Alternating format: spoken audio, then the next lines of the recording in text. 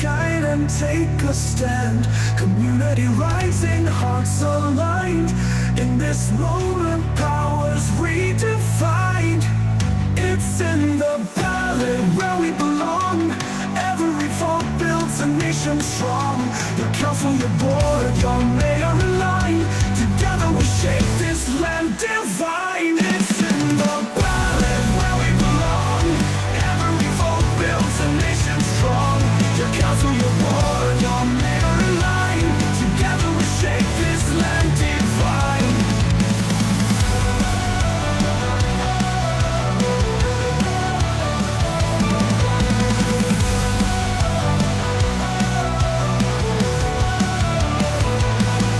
From hills to shores, every voice will soar. Decisions made will open the door to brighter days and skies that shine. Our future's ours, it's yours and mine. It's in the ballot. It's in the ballot. It's in the ballot.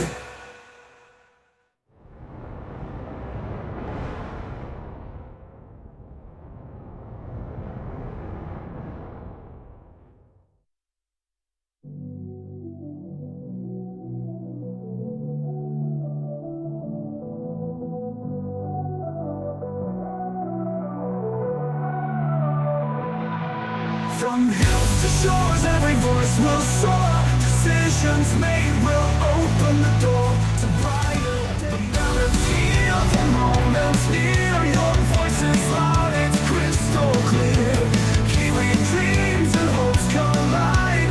Choose the ones who'll stand with pride.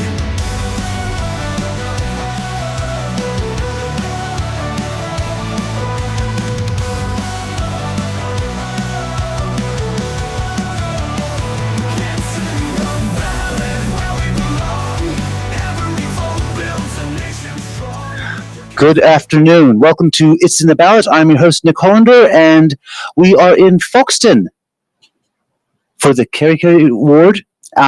We have our two candidates here with us in studio, and with every election, there's one thing standing in the candidate's way, and that is your vote.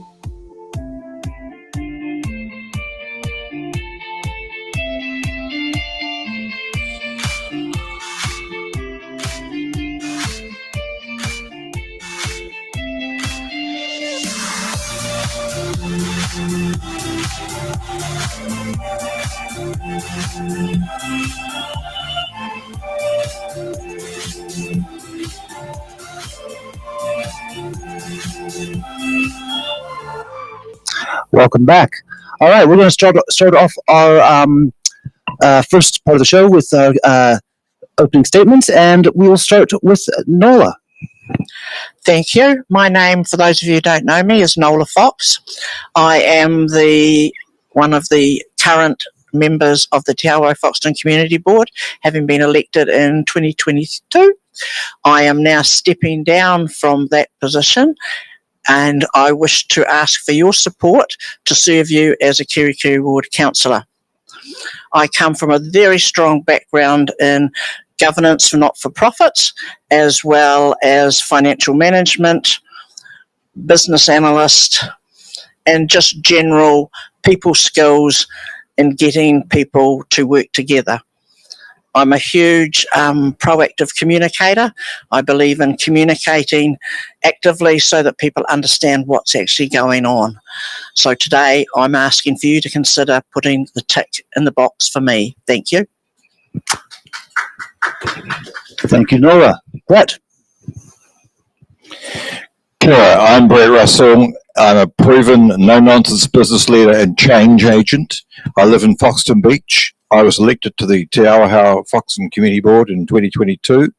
I also chair the Manawatu Estuary Management Team. In these elections, I'm standing for council and also for the community board. I want you to be involved and excited about Foxton, Foxton Beach, and the Horowhenua district as a whole. Opportunities and challenges abound. My vision is for a thriving community that exceeds your expectations, a community where you are listened to, where your contribution is valued, a community where stuff gets done through great leadership. I get stuff done. That's why I want to be your councillor and or your community board member. Efficient operating of council's core business, debt reduction, rating level concerns, economic resilience, environmental issues, and effective use of the Foxton Beach Endowment Fund are my top priorities. Please vote for me. Martini, Mamano, Karapa Te Whai. By joining together, we will succeed. Ngā mihi, thank you. Thank you very much. All right, we'll start with our first round of questions in which the candidates have 1 minute to answer the question. We have 28 boxes, virtual, and they each take turns choosing a box and answering the question inside. They each should have a 2-button cards. Nope. Relevant because they're both answering them. That's correct. All right. Please ignore that. Training kicked in too hard. All right. So we're going to start off with Brett. Choose a box. Please, may I have box B? Yes. Number one. Number one. Question O for Oscar.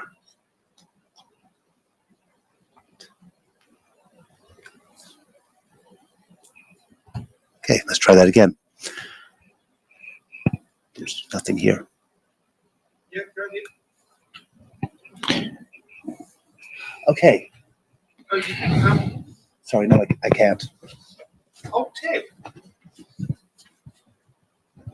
All right, let's try this again. Do you support borrowing to fund major infrastructure, or should we focus on a pay-as-you-go model?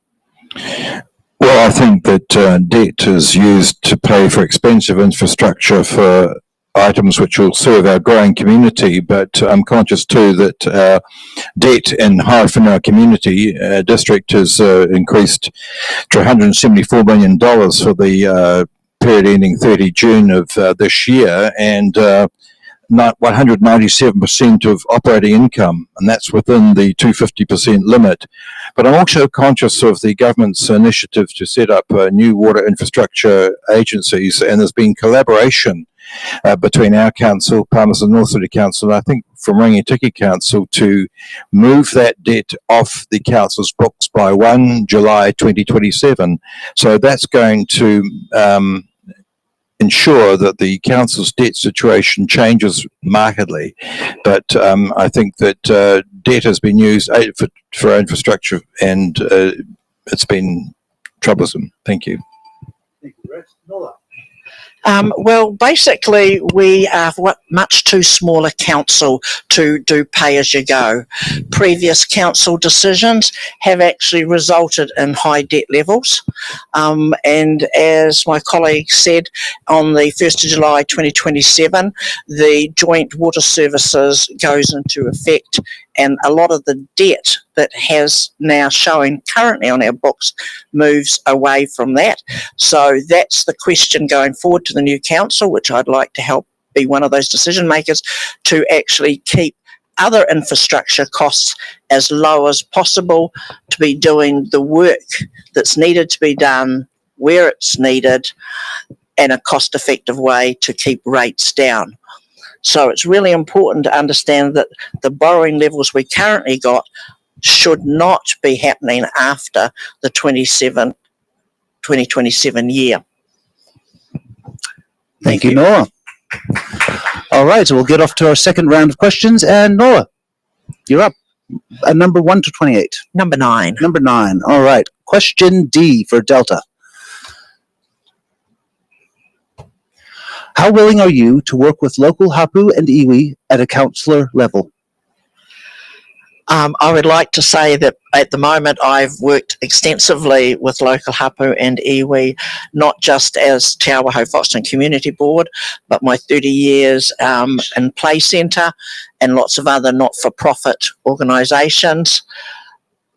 I currently work with hapu and iwi on the Foxton War Memorial Hall Committee, the Manawatu Estuary Trust Management Team meetings, with Wildlife Foxton Trust, and just generally they're part of the community and a really important part that we should be getting the value from. Sorry. Trying to mute it so I keep going. No, I'm finished. That was that. You'll have to Yes, edit that. yes. That was convenient timing. Okay, Brett. Well, I think we're richly blessed by the talent of iwi and hapu in our community, and it's been my privilege and pleasure to work closely with iwi and hapu, particularly on environmental issues. The Manawatu Estuary Management Team looking to do a 10-year plan for the Manawatu Estuary, and also now working through that onto the Folkestone Beach Coastal Reserves, AWA. I'm also on Soda River Trust, and I'm very keen to see that work progress to link the loop here in Foxton, if possible, back to join the Manawatu River to get the velocity and volume of water flow through, and just see steps taken to improve water quality, because a lot of kai and other important activities go on in the water, recreational, food source, etc. So I think it's really, I have a good relationship with many different members of iwi and hapu in our community, and I look forward to that continuing immensely. Mihi. Thank you for that. All right, and Brett, you can start this one. Can I do number 2, please? Yes, you can. Question F for Foxtrot. What factors currently support community gardens in your area, and what actions could be taken to improve or create new ones? Me? Yep. Well, I think I'm aware that there is one community garden which is close by to where the Budget Advisory Services operates, and that's active throughout the year. I think that we need to be mindful of the different seasons that affect community gardens, and also make sure that the size of garden suits the needs of our community. I think I'm big on recycling as well, so community suppliers such as our local supermarket and restaurants would be great if they can complement the community garden through recycling of any unused food that is suited for human consumption. And I am aware that there are initiatives underway to take a strategic view on that sort of activity, and I support those and make sure that they're customizable to meet our community needs. Thank you. Thank you, Brett. Nora. Basically, my understanding today, there's actually 3 community gardens, 2 in Foxton and 1 at Foxton Beach, but I'm also told there's actually a couple at the schools. So they are actively supported by either volunteers or an organisation. So when we actually look at the questions, the support there is split between some groups who have good support to help their volunteers and others who are just totally volunteer driven, and as a result don't always get the attention they need until somebody in the community comes along. We have an amazing number of food resilience groups, Te Awahou Kai, Glinda Lake, and Tifori Kai, I think is the other one. So the bottom line is they need funding, they need support, they are working really hard, and the more we can collaboratively work together to support them, we can ensure that all our families in Foxton and Foxton Beach and the Kere Kere ward actually would say. Good answers. All right, Nora, your turn. 3. For you, we can do that. Question H for hotel. How accessible is the current community board And what steps would you take to improve its accessibility if needed? Now, I think this is a hangover from our last show. Also, a hangover from Helen doing questions. All right. Because when she said, did the community board, you don't change the wards, and it was like, no, it's the other way around. Okay, so let's do that again. Next question.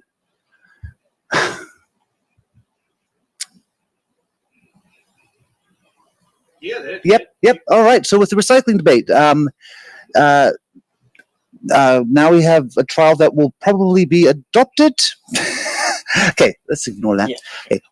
Will the costs to the ratepayer be more? Is there a strategy to prevent higher costs? I would actually say that it's actually uncertain as to whether it will be adopted unless the current council adopts it in their current trimester. The funding that came from government to support the trial for curbside food waste has actually been removed by the current government. So therefore, that would mean that there would be an impact on rates going up, which I'm against, to actually fund it. The aspect of recycling food waste for those people who don't want to run compost bins is a really good program, but somebody's got to pay. And so it really, unfortunately, could be something that might have to go to a long-term plan decision when we have rates at an affordable level. Thank you, Nora. All right, Brett.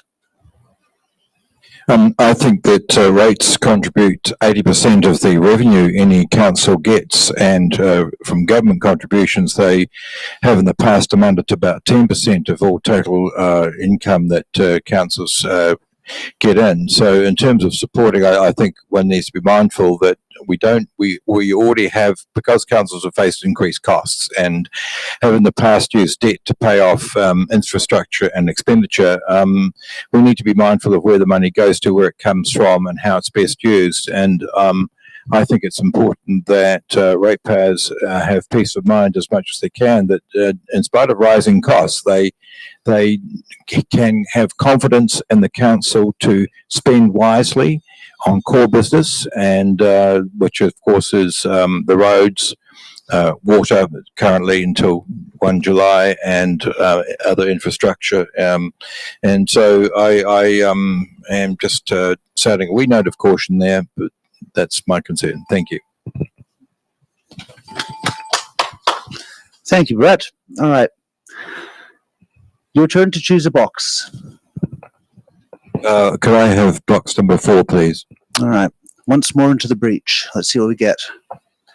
G for golf.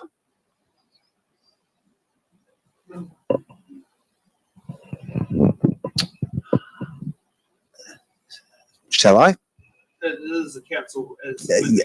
Yeah. Yes. Yes. Yes. Yeah. Yeah. So it's not completely Yeah. every blow. All right. Just kicking myself because These things happen. These things happen. All right. Keep calm and carry on. What would your role entail in overseeing the planning, regulation, and implementation of traffic, parking, signage, and related policy changes, including community consultation processes? Oh, me first? Yes. Why Well, not? to me, that sums up the key role of what a councillor is. They are the governance side, so they are doing the policy setting. They are accepting council reports, asking the correct questions in which you can actually, hopefully, we get the answers we need. We have to ask the right questions to make sure we're getting all the information we need. And as a result, part of that includes community consultation. There is legislative levels of which the CE of Horowhenua District Council is required to consult at. So therefore, if it's not a high enough level, then the consultation is minimal. So again, that community voice, having your councillors being approachable out in your community, so making sure that you know what's going on, that you don't miss the opportunities to make sure your voice is heard. Thank you. Thank you, Nora. Brett. Well, I think that there should be quite a disciplined step-by-step approach to this, and I think that it should be involved with things like discovery, seeing what signs are out there, what's going on in our community, and analysing the trends, what the needs are, what the strengths, weaknesses, opportunities, threats are, and then this is on the operational side, with the council is having the governance side of things, but being informed once the council staff have done their due diligence. Once you've done the discovery analysis, then council staff will look at configuring a solution that they can recommend to council, and once that's discussed and agreed to by council, then there'll be an implementation phase. But throughout the process, I think it's important that the council go through that step by step of communicating with our community on each step and what it means for the community and the expected outcomes. Thank you. I'd like to note quickly that despite the chaos happening behind the scenes with our show here, both of our candidates have remained very calm. So that bodes well for Kere Kere Ward. All right. Nola, would you like to choose a question? We must be up to number 5 by now. We are up to number 5. You're good at this. And they can count. I like that even better. All right. A for Alpha. Do you support political party endorsement of local government candidates? No, I don't. I believe that we're elected by the ratepayers. We are the voice of the ratepayers. We've got to listen to the ratepayers. When you have a second group that you have to promote their party lines, their advocacy, you are not doing justice to the position of what you've been elected to do. I'm a huge environmentalist, but I'm not a member of the Green Party. I think that it's really important that the vocal voices are heard, because it's really important to understand that the Kere Kere ward is 2 votes out of 13. So lobbying and making sure that community voice is being heard is critical. Thank you. Brett. Yes, I tend to agree with Noel. I don't know, and I'm pleased that there's no real evidence of party politics in the Horowhenua district. And I think, as Noel has said, that it behoves the candidates to welcome and listen to the needs of our community. In Kere Kere ward, we're blessed with the good quality of candidates, and I am pleased that we don't have. I can only think of one instance where there was a Green Party representative, but that was the previous election and for the wider Horizons Regional Council. But certainly I can't think of any political parties involved in our current, in the number of 46 candidates going forward. And I think that's good. I think each candidate, the onus lies with them to do their research and their campaign and work through those accordingly in consultation with their community and put their best foot forward. Thank you. Thank you, Brett. All right. Would you like to choose a box? Was it my turn? Oh, yes, yes. Okay, I'll do number 7. Have we had? Yep, 7 we can do. All right, E for Echo. What community project would you be happy? Okay. Would you be happy to support for council community grants? Who goes? Let's start with you this time. Look, I'm happy to see a project like Save Our River Trust receive community grants, even though the council is stretched financially at present times. And I have to say that the council has become quite a good supporter of Save Our River Trust, and that's an important organisation because it's environmentally focused. The organisation's been recipient of government funding in the past from the just the name of the fund escapes me, but beautification of the banks and close to this building has been done well. But I think the actual tasks of reconnecting the loop to the Manawatu River is a big task and requires evidence-based decision making, and funding to help that would be brilliant. Thank you. Thank you for that. Nola.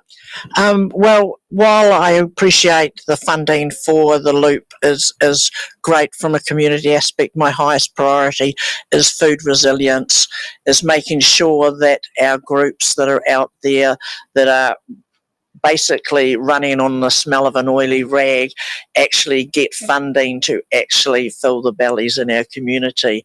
They're my highest priority. We then need to go on to making sure that we've got good, safe community halls for people to be able to have free or to cheap activities for the arts, music particularly. This is a strong community here on the music scene, and people need to be able to have, in this cost of living crisis, ways and means to be part of the community. So that's where my priority lie for community grants. There's lots of environmental grants out there to support the rest of the work.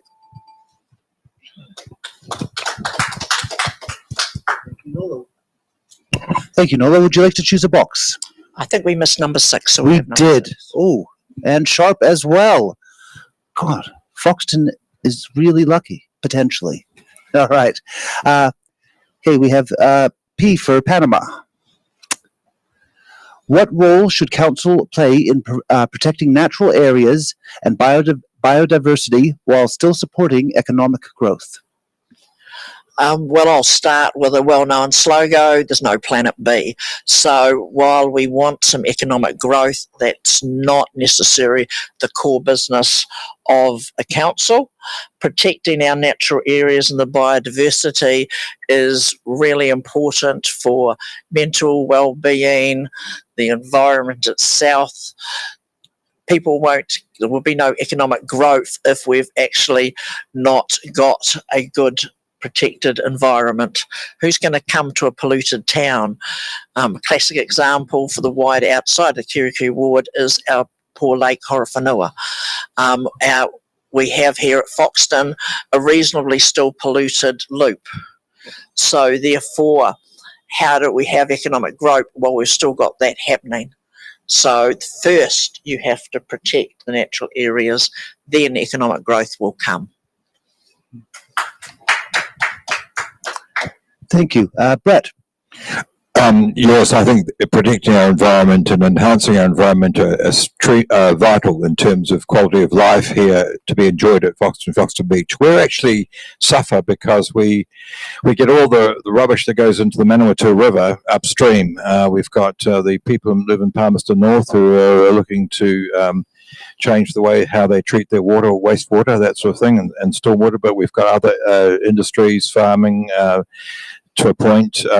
The local brewery, etc., who are putting rubbish into our water, where there's a lot of concern over E. coli issues, right down through when it out to the estuary, where we've got flora, fauna, bird life, etc., that would benefit better from higher quality water, and our beach gets polluted, and it's a notice of that is hard to come by sometimes. So, environment first, and then quality of life. That will be better for people and people in our community. Thank you.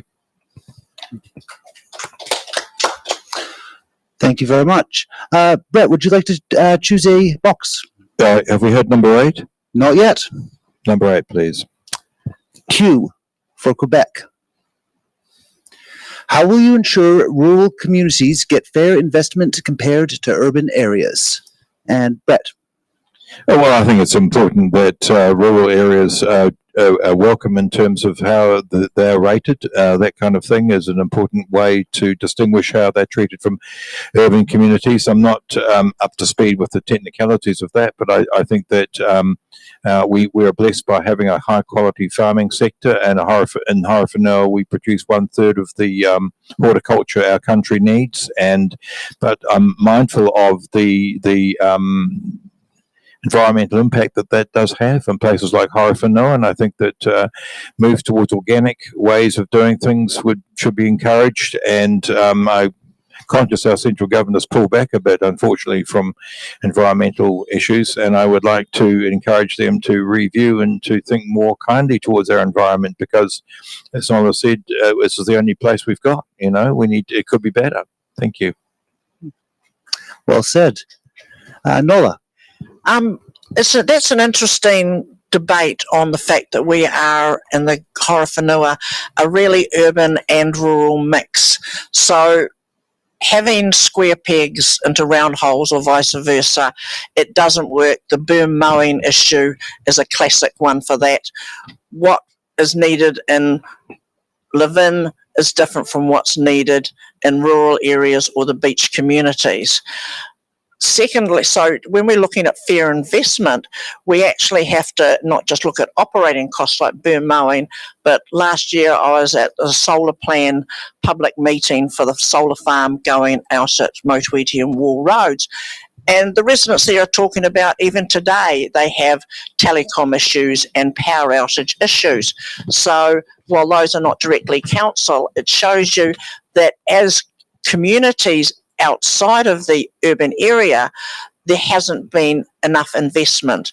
If we look at the roads outside of the urban area, they're narrower than actually what is now the new NZTA requirements. So that needs investment. So it is a balancing act, but it is important that those people get their voices heard to make sure that everybody's got safe roads. But also, if they're not getting rubbish collection, they shouldn't be paying for rubbish collection. And unfortunately, the ones who are getting rubbish collection and not paying for it in their rates, they'll need to have to start paying or not have the rubbish collection. Mm-hmm. There's a huge amount of debate that goes on at the council tables, and I invite people to look at it. It's really interesting. Thank you very much. All right. Next question, Nola. Well, I had 9 before, so we have number 10, please. Quite right. All right. B for Bravo. How would you stand up for your community interests if it differs from your own position? That's a challenging one, because when you stand for the Kere Kere ward, while I'm giving a community voice if I'm elected, there are 2 votes out of 13. So there's going to be times when this actually occurs. I think what's really important is to make sure all the information has been gathered. I think it's really important to make sure the community voices have the accurate information. In today's society, we have a huge amount of keyboard warriors, all sorts of misinformation. So it's really important that not only do I have accurate information, we get accurate out for the information out to the community. And there will definitely be times when I disagree with what the community wants. But if that's what the community wants, that will happen. But as we saw, sometimes we go to the council table and we get outvoted because it's not what the rest of the council wants. And we just have to live with that. That's democracy. Thank you for that, Nola. Brett. I think we do live in interesting times, and we face things like artificial intelligence as opposed to real intelligence, and it's often difficult and challenging for people to know what is in actual fact correct. But I must say that our council is very good at communicating things in a way that can be understood, and I think that should be continued. And I acknowledge Nola's good point that we may not always agree, but if we go through the process of discovery and analysing and thinking through what the issues are, and we listen to our community and the rationale behind what the community is saying, even though we may disagree with it, we are a democracy, and around the council table, it's up to each individual councillor to make a judgment and vote accordingly, and that's I support that practice 100%. Thank you. All right, thank you both for that. And Brett, your turn to choose a box. 10, please. I'll give you 11. 11, yeah. Sorry. Thank you. R for Romeo.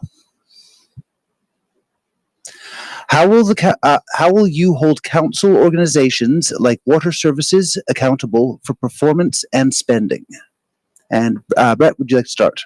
Yes, I would like to start. I think that our council has invested a lot in water, both wastewater, stormwater, and water delivery to households. And I think that on the whole, it's been a very very good investment. There's been struggles in terms of stormwater, how that's been handled over the past 5 years, particularly in the Foxton Beach area of Kere Kere ward. But that's making good progress to but I am conscious that water will be taken off the council's responsibility areas from 1 July 2027 when the new government agency takes that over. So it will be up to that broader community engagement with Palmerston North City Council and Rangitikei Council and Horowhenua District Council working to push that onto that new agency and have greater input through the council collaboration. Thank you. Thank you very much. Nola. As Brett just said, the bottom line is that we're losing that control. So the focus for the current council and the incoming council is the letter of intent, which actually makes them accountable. That's going to be quite detailed, and that's how we can make them, as we lose partial control of that asset, it's going to be really important we can have them accountable. In the meantime, leading up to the 1st of July 2027, we already have long-term plans and annual plans in place, and we've seen the council work hard to reduce rate increases. The incoming council will be going straight into their annual planning, and that will be an opportunity for us to actually again look at that planned expenditure and to whether we actually need to be spending that money. How important or how at risk is it if we don't do the work in order to keep the rates down until we do that transfer? Thank you. Thank you very much. All right, and Nola, your turn to choose a box. Number 12. You are good at this. All right. S for Sierra. How will you ensure Horowhenua is prepared for climate change impacts like flooding and coastal erosion? And would you like to start? I will be lobbying to put back up what was a $200,000 fund that was reduced down and to slowly increase it every year. We need to be allowing for things like the tornadoes that we're hitting in Levin, because we don't know if one's going to hit at Foxton or Foxton Beach. We can't keep some of the people currently in council think there's no such thing as climate change. We need to prepare for it. We've got to plan for it, but we've also got to have money for it. And that means a non-touchable fund sitting there earning interest. I went to a meeting just after Gabriel and learnt that if we had been 10 kilometres west, we would have been the Hawke's Bay and Tairāwhiti, because that's all it was for the Hongina Hills. Thank you. Thank you. Brett. I'm blessed to be part of the Manawa Terrestrial Management team and chair that. And our next piece of work is the Foxton Beach Coastal Reserves Plan. I think it's important that we acknowledge the importance of the dunes to safeguard us against tsunami and those sorts of things. But I think we need to be mindful of nature is dynamic. We can call it climate change or nature or whatever, but we are at risk, certainly increasingly, of tornadoes hitting Levin, of earthquakes, and tsunami and the like. So we just have to be on guard and make sure we have in place the systems that can communicate effectively through emergency phone links to mobile phones, etc., and then follow through on wrap-up services to safeguard our community through Marais and other places where people can feel welcome and safe and sheltered. Thank you. And Brett, would you like to choose a box? Number 13, please. T for Tango. How would you balance long-term asset renewal, for example, pipes, roads, water, with keeping rates manageable? And Brett. Well, I think we've got to keep in mind that the council will continue to maintain water in particular through until the end of June of 2027. before it is handed over to the other organisation. But I think that in terms of the growth situation facing our district, we've got about 40,000 people here, and we're looking to grow substantially to 54,000 by the later this century, mid 2040, 2049, something like that. And we just need to work through the planning and the appropriate allocation of resources to take that growth into account. The new highway will certainly, the OTNL will certainly add to that, plus visitors. Thank you. Yes, it will. And Nola. Well, as Brett said, once we lose the water assets, and that is the three types of water assets, stormwater, wastewater and drinking water, goes in 2027, we're actually looking at the roads, which we work with funding from Waka Kotahi, and balancing that with what's needed. So getting down to the nitty-gritty, we're really actually starting to talk about our libraries, our halls, our parks, making sure the infrastructure in our parks for our kids can play good, safe sports, that it's safe to walk in the streets because of lighting, our footpaths are all created and nice and smooth, not just for walking, but for motorised scooters for our ageing population. So all of that comes at a cost for their rates. So it's really important to manage that as to what's an essential core service. Thank you. Thank you, Nola. And would you like to choose a box? 14, are we up to? Yep. Right. All right. Just for a bit of change, X for X-ray. Okay, as a councillor, how would you work collaboratively with your fellow councillors to deliver on your promises? And Nola, to start. I'm not sure I've made any promises apart from being the voice of Foxton and Foxton Beach and the Kere Kere ward to actually make sure their opinions are heard, what their concerns are, because that is my role, is to get them on board with what they want to happen for their area. What their concerns are, the top priorities are, is what needs to happen. At the same time, that does have to be balanced with the whole of the Horowhenua. So to me, it's about building relationships, listening, and asking the right questions to make sure we get the right information so we can all be on the same page. Thank you. And Brett. I want to make it clear that what my top priorities are for council and board, like efficient operation of the council's core business: water, roads, waste management, debt reduction, well-considered rating levels with appropriate community consultation, economic resilience, environmental issues, and effective use of the Foxton Beach Endowment Fund. What I'd do is to make sure that people are aware of what I'm talking about and listen to not just on those key priority issues, but also on what they're telling me they see as big issues, big problems for our community. Often I like it. One person said to me, "What are you doing to beautify Foxton Beach?" I said, "What do you mean beautify? We've got the Sunset Walkway." And I said, "It's great when people come up with problems, but also if they can have some solutions or ideas of what they'd like to see done to resolve the problem, that would be helpful too." So any contributions from ratepayers and residents would be greatly appreciated along those lines. Thank you. Thank you, Brett. All right, would you like to choose a box? 15, please. Okay. Have we had 14 years? We have. Yep, thank you.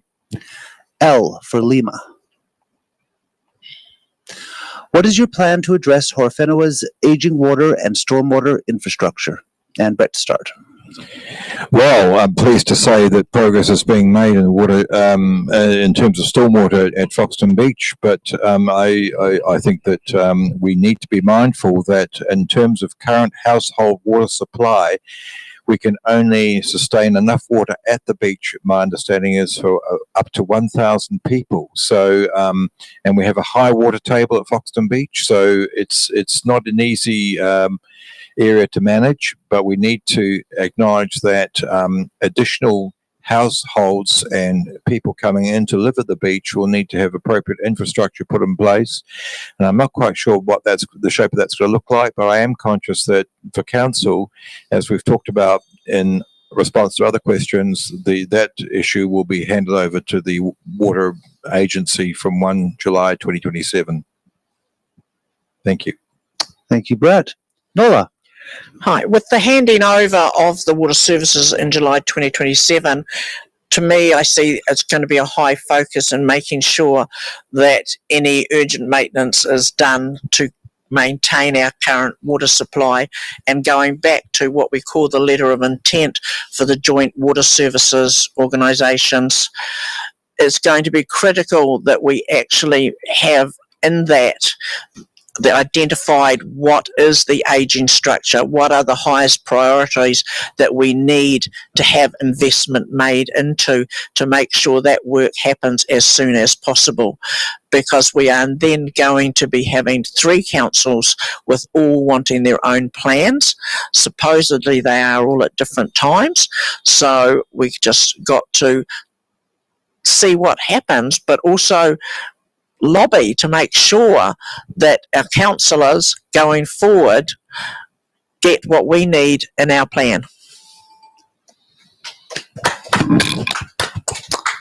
Thank you for that. And Nola, your turn. Number 15.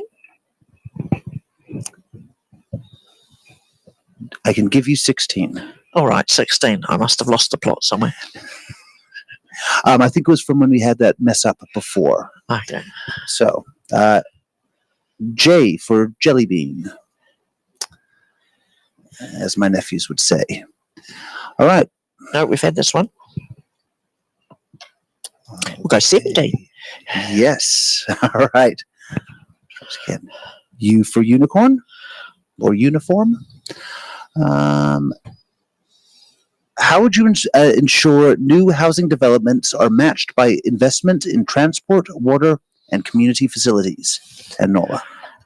Well, first up, I'm a huge believer in development contributions. That hasn't been the past in some councils where they weren't even being paid at all. That's part of the reason we have such high debt levels. To me, you've got to match in the community facilities and have the development contributions paying for transport and water, because it's the community facilities that are needed to give a well-being, mental health, and just generally livability if you're going to start adding housing development after housing development. Otherwise, all we end up doing is putting everybody in cars, travelling everywhere. So that has to be in the planning, and that comes at a cost. So that cost has to go into development contributions and will be also partly repaid back from rates. Thank you, Nola. Brett. Yes, I share the putting the onus on the developer who, and we've had 2 developers pretty active in our community of late, particularly in Levin. I think that the way that the developments are managed and structured, they need to be in keeping with community aspirations and needs. I think there's a real danger of too much infill housing with high housing and not necessarily having the lifestyle sections and houses that people have become used to. But I think that the council is aware of what it needs to do to put in place the parameters for those to occur. I think that the development contributions should include things for roading and for other facilities. I think we need to be mindful of what public transport we need to offset too much use of private vehicles, because children need to go to school, people need to go to work, and more work needs to be done in those sorts of areas. Thank you. Thank you, Brett. And would you like to choose a box? 17, please. That we can do. All right, 17. Let's see if the question has not been done yet. I for India, or indigo, influenza. How can the community... All right. No, how can the community board... No. Councillors. It works with councillors, yeah. All right, so how can the council contribute to civil defense and emergency management in our area? And Brett, start. The community board, the council can contribute to best optimum civil defence management through practices that have worked as a result of lessons learned in Cyclone Gabriel. If we need to have more rapid responses from police, fire and ambulance, and also we've got the Linton Army camp close by, so that we need to cooperate with that as a resource for helping people in times of dire straits, looking out to where the facilities we've got, like the Foxton War Memorial Hall, like Marai, that can be used as shelters and places where people can be treated if they're injured or need sustenance. And so a coordinated approach at council level with dedicated people liaising with key stakeholders and agencies is key. Thank you. Thank you, Brett. Nola. My understanding is the council has a civil defence manager, and they work closely with all of the groups to coordinate in emergencies. It's also my understanding, and talking recently with Community Patrol, that this is possibly going to be collaborated even a lot closer going forward in the future. So council really needs to make sure it's got its communications up, but also that communication is known to people. Only a certain percentage are digitally connected in our community, so therefore things like Atino, Facebook, they're not the only thing. We actually need to make sure people have written instructions in their homes to know what to do in emergencies, because we don't know where the emergency is going to be. We don't know if it's going to be an earthquake, a tornado or a tsunami, which is why it's important that we need to have a variety of strategies in place. Thank you, Nora. All right, would you like to choose a box? Ooh, we're up to 18 or 19? 18. 18. 18. Z for zebra. What do you think makes it harder or easier for Tamariki to get to school across the Horowhenua? Well, definitely let's deal with harder first. Foxton itself is cut in half by a state highway. If we look at Levin, it's cut in half by a railway line. And for those who are going to eventually be in Taraika, they'll also be cut by State Highway 1. So getting safe passage is going to look at us finding out and working collaboratively together with everybody your ideas. I've even had suggestions of roundabouts to slow the traffic down into the middle of Foxton. People who oppose that will say, well, that will slow the traffic, but it also backs up the traffic. So there's a huge conversation got to happen with Waka Kotahi for our state highway, because it does split our community in half, and the Horowhenua is split in half. Easier? I do not believe it's any way of making it easier unless we either put lights in. Thank you, Nora. Brett. Yes, I think that greater attention needs to be drawn to the State Highway 1 going through Kere Kere Ward. And I like the idea of maybe the roundabout situation, because that keeps things flowing and maybe slows the traffic down in such a way that pedestrians, including young children in Tamariki, can make their way safely across from one side to the other. But I think all options should be explored, and I think that we need to think carefully about roading infrastructure, rail infrastructure, and how that can act as a barrier to people who want to go from site A to B, and it needs due to consideration. Thank you. One more question. I've got my eye on the time. All right. And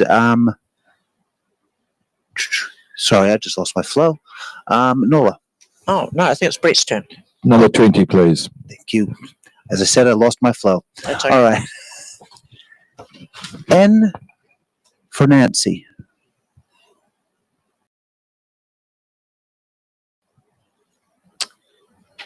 Disconnected from council decision making. How will you improve transparency and community engagement? And Brett. Well, actually, council meetings are live streamed, so I think the council is doing its best to make themselves transparent. But I do think that sometimes in the areas of community consultation, they use frameworks which are designed more to hopefully get answers back that the council would like to hear. Rather than what the community aspirations are. So I think we need to be mindful of objective type surveys, objective types of communication. But by and large, I think I have to say, I acknowledge council does a pretty good job of communicating. You have that app, Anteno, that people can use if they've got concerns or want to keep up to date regular communication from council, and I would encourage people to look at that. It's readily available. It's at no cost to anyone who has a smartphone, and also keep an eye on the website and Facebook pages. Social media are good ways of keeping in touch and learning about issues and making your views known. Thank you. Thank you, Brett. Nola. With a large portion of our community in the Kere Kere ward are not actually digitally connected, and I believe the same sort of numbers are around the greater in the Horowhenua. To me, using community connection and the print ways of communicating is a chance that the council could use to continue to increase in a proactive way, not a reactive way, of what is coming up. Because at the moment we get a lot of communication of what meetings are coming up, but we don't actually have a lot of communication of what decisions were made, why those decisions were made in that way. Because when people know what's going on, they might not like it, but they can live with it. So I'm really big on proactive communication so people can be involved. Thank you. All right. That brings us to the end of our first part of the show. We'll be back in 10 minutes. Oh yeah, well, let's do that now. So here's our producer Sam. Sure, yeah. So I thought I might do this a bit differently tonight, since I'm on the producer desk at the moment. So if you'd like to sit down there and support us for It's in the Ballot, we're an independent non-profit organisation that goes on small dollar donations. If you'd like to sit there and help support, you can head to our Eventbrite page, and I'm on the website right now. You can click on Get Ticket, and once this loads up, use the option of donation, so Koha without a mission, that if you want to donate to the project, you can do it this way. You can also get on there and you can buy some of our merchandise as well. You can also head to our It's in the Ballot website here, which also has our details to our bank account number. And if you want to, you can also head to our Give a Little page, which has got the details of here. You can see there's a picture of myself and Nick at the Kere Kere Hamilton by-election show. Back to you, Nick. All right. Thank you, Sam. All right. So we'll be back in 10 minutes with hard-hitting questions. Hey? Oh, are we finished? No. No. 10 minutes. Yeah. We have a 10-minute break, I think. All right. So we have a 10-minute break, and then we come back.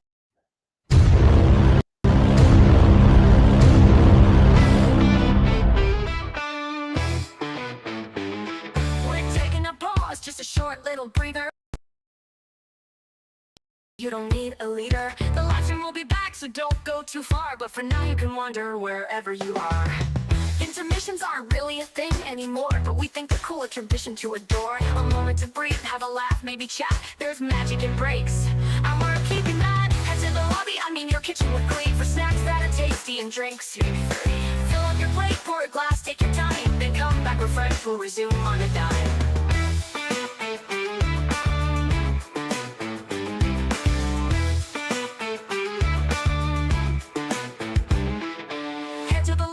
Your kitchen kitchen with glee for snacks that are tasty and drinks. Maybe 3.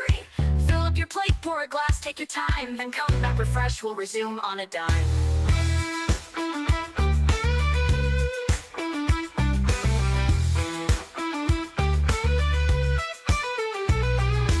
Into the lobby, I'm in your kitchen with glee for snacks that are tasty and drinks. Maybe 3. Fill up your plate, pour a glass, take your time, then come back refreshed, we'll resume on a dime. Head to the lobby, I'm in your kitchen with glee for snacks that are tasty and drinks. Maybe 3. Fill up your plate, pour a glass, take your time, then come back refreshed, we'll resume on a dime.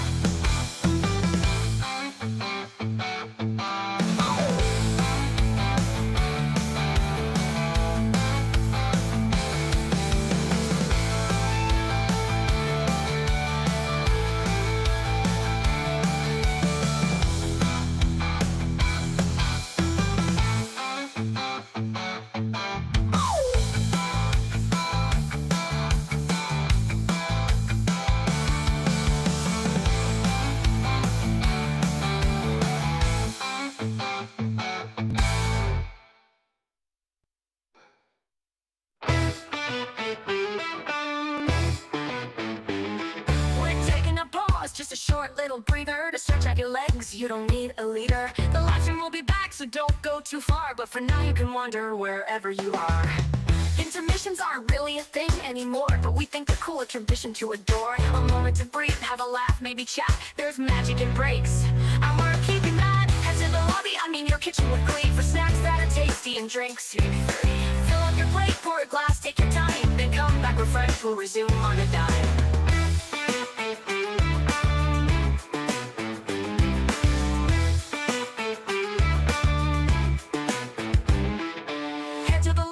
Your kitchen with glee for snacks that are tasty and drinks. Maybe 3. Fill up your plate, pour a glass, take your time, then come back refreshed, we'll resume on a dime.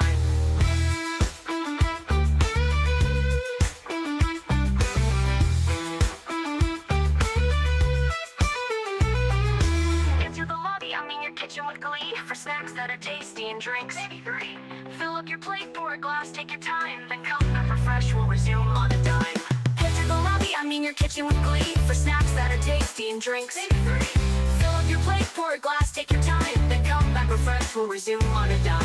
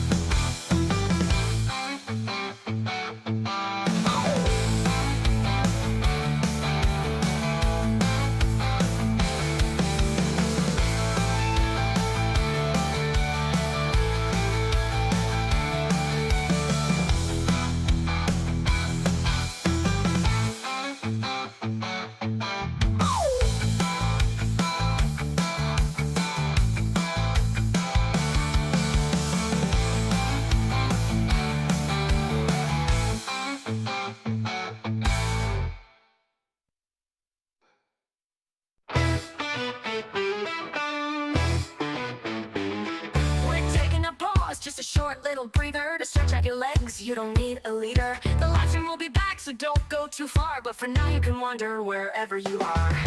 Intermissions aren't really a thing anymore, but we think they're cool, a tradition to adore. A moment to breathe, have a laugh, maybe chat, there's magic in breaks, and we're keeping that. Head to the lobby, I mean your kitchen with glee for snacks that are tasty and drinks. Fill up your plate, pour a glass, take your time, then come back refreshed, we'll resume on a dime.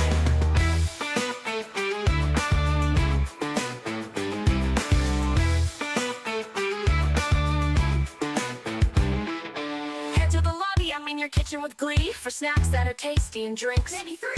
Fill up your plate, pour a glass, take your time, then come back refreshed, we'll resume on a dime.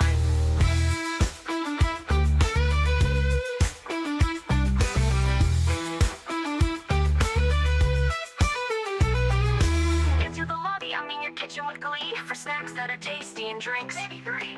Fill up your plate, pour a glass, take your time, then come back refreshed, we'll resume on a dime. Head to the lobby, I mean your kitchen with glee for snacks that are tasty and drinks. Fill up your plate, pour a glass, take your time, then come back refreshed, we'll resume on a dime.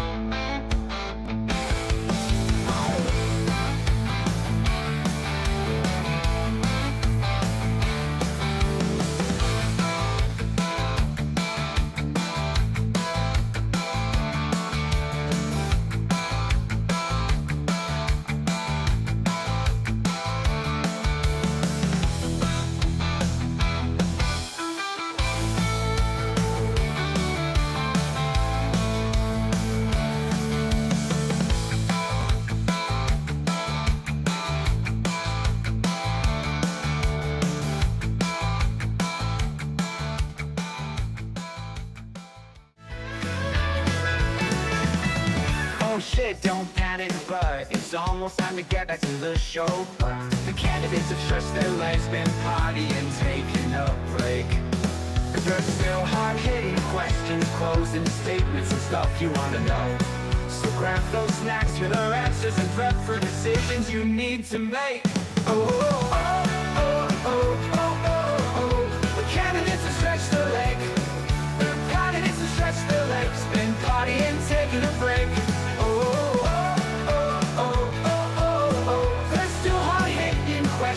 Closing statements and stuff you wanna know. So grab a snack you wanna know. So grab those snacks, here the answers and prep for decisions you need to make. Oh, oh, oh, oh, oh, oh, oh.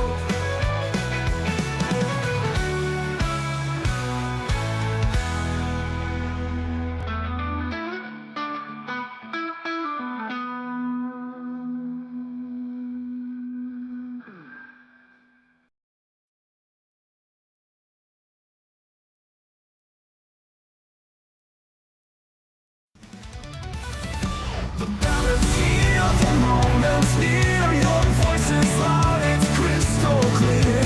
Kiwi dreams and hopes collide. Choose the ones who'll stand with pride.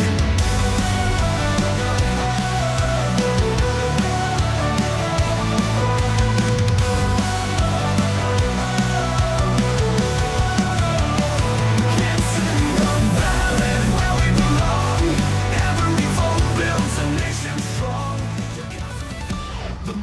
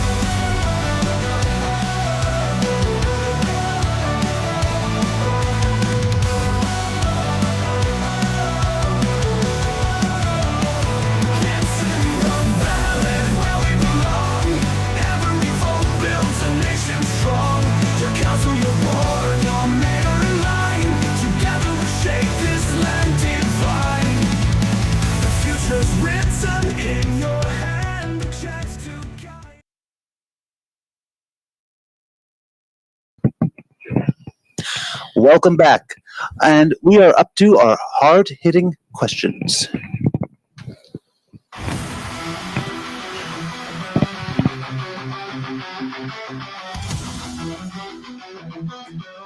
Hard-hitting questions. We don't get anything funny. What does a question?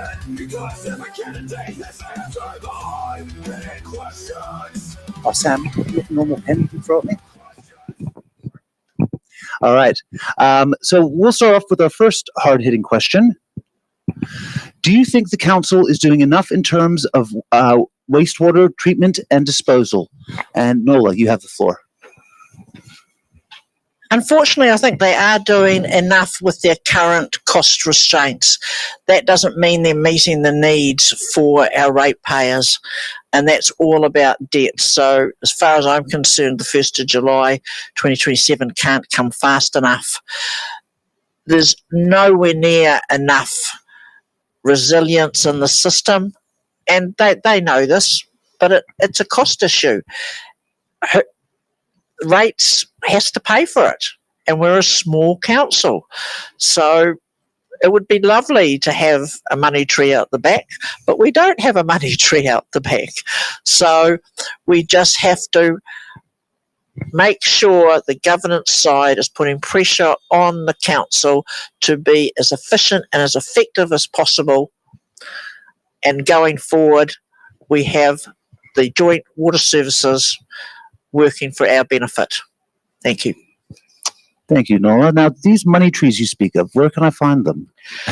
If I knew where they were, I would have one. In fact, I might have two. Do I get to answer that question? You do. All right. And Brett, your turn. Okay, look, I'm keen to put some numbers on the table in respect of this. In terms of the 3-year period, 1 July 2024 to 30 June 2027, the forecast capital expenditure by council in that period is $137 million, budgeting for significant work to replace ageing infrastructure such as the live-in wastewater treatment plant and upgrades to drinking water plants around the district, among other important projects. So a lot of money going to a lot of water related projects, and I'm keen for that to be shifted from the council's books as from July 2027. But at the moment, we are a small district. We're paying a lot of money out for water and water related activities. Thank you. Thank you, Brett and Nola. All right. Hard-hitting question number 2. Are you comfortable with the way the council manages its debt position? And Brett. Well, debt is used to pay for expensive infrastructure items which will serve our growing community for many decades to come.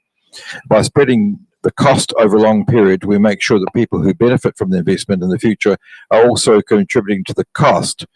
At 30 June of this year, we have $174 million in debt, which is 197% of council's operating income.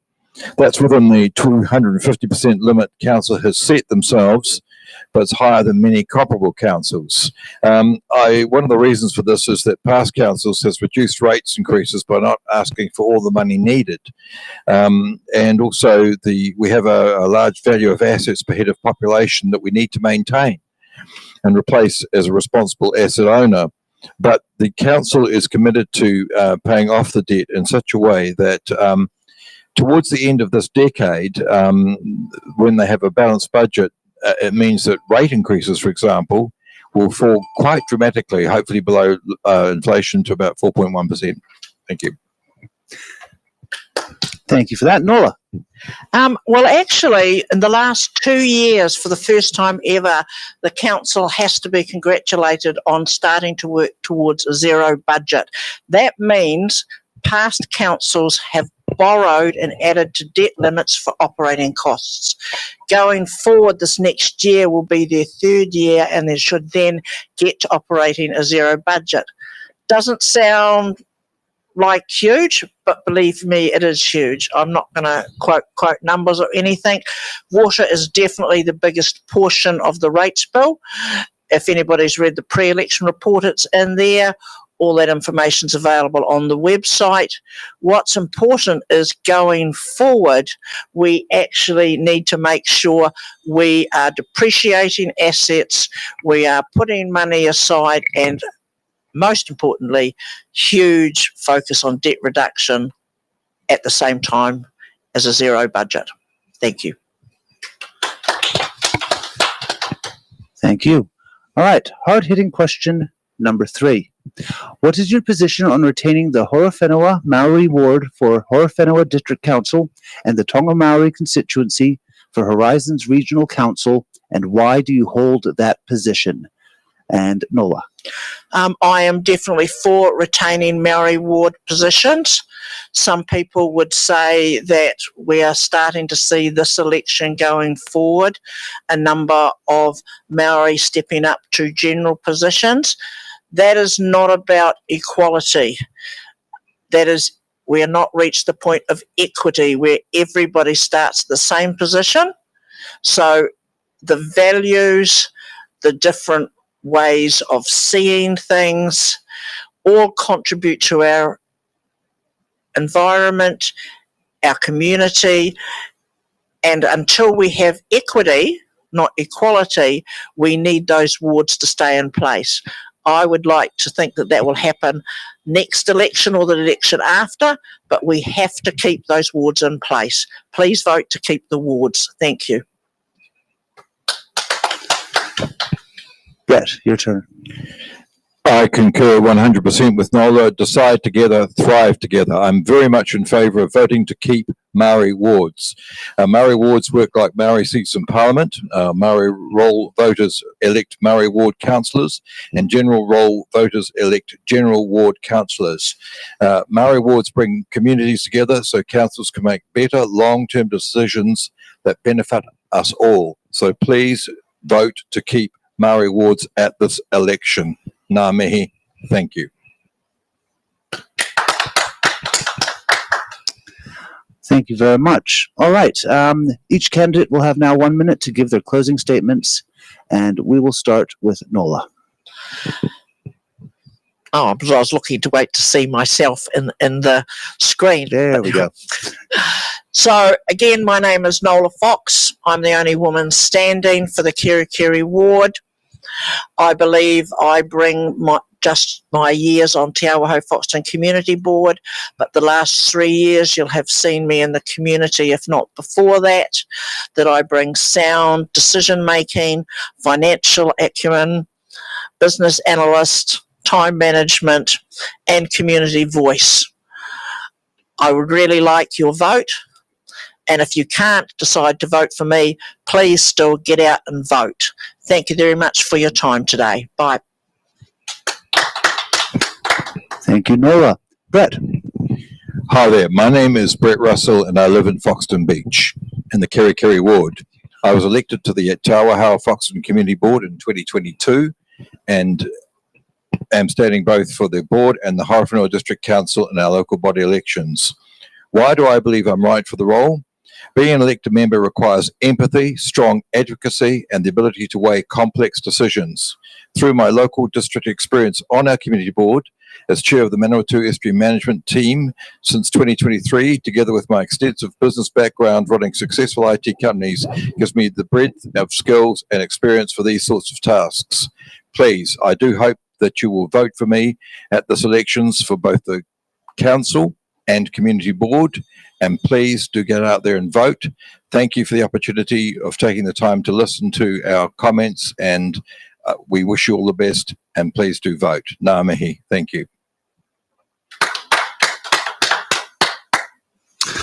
All right. I would like to thank our candidates, our audience at home, and our audience that is here and was here, as well as Sam, who has been our, bit of a random task today, and Laura, our offsite editor. And I'd also like to thank Stacey for all the graphics, and I'd just like to say we are really lucky to have such a nice venue today. So yeah, come. Just before you go, we have this from Laura. Oh Good dear. job, Nick. You nailed the pronunciation. Thank you, Laura. I try. I really do. All right. We'll see you back here at 7 o'clock for the Horowhenua Maori Ward. Good night.